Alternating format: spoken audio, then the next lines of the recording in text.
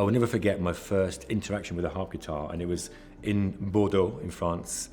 I was playing at a guitar festival, and I was staying with one of the organisers. And one morning, he put on a DVD of Michael Hedges playing harp guitar, and left me in the lounge by himself. He went shopping, and I sat there with this one track playing on a loop. And it floored me. Michael Hedges was, of course, an amazing musician and a great guitarist.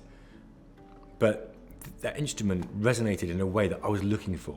I was always tuning my normal guitar down, the bass strings down to A, which is unheard of, it's ridiculous.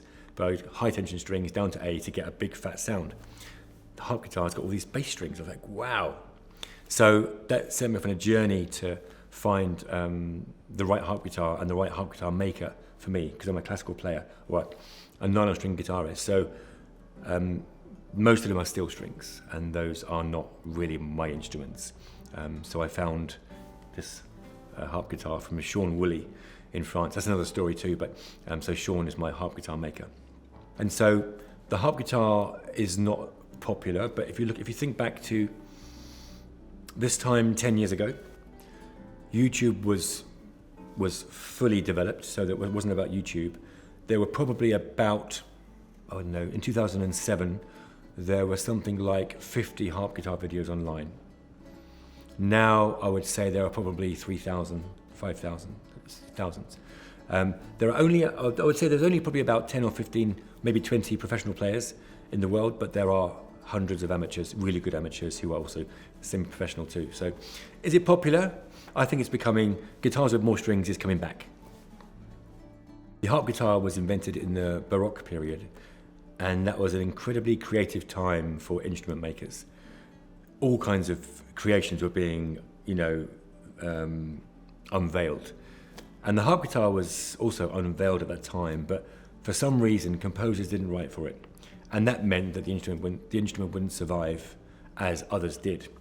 So the harp guitar found its way into bars, into Schlager, German, Austrian bars, and stayed that way even till now.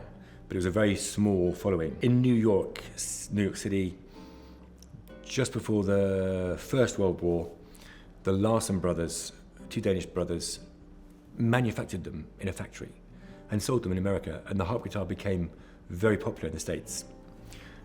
And the war stopped production, the harp guitar disappeared, and its next main revival was when Michael Hedges pulled one out at a concert.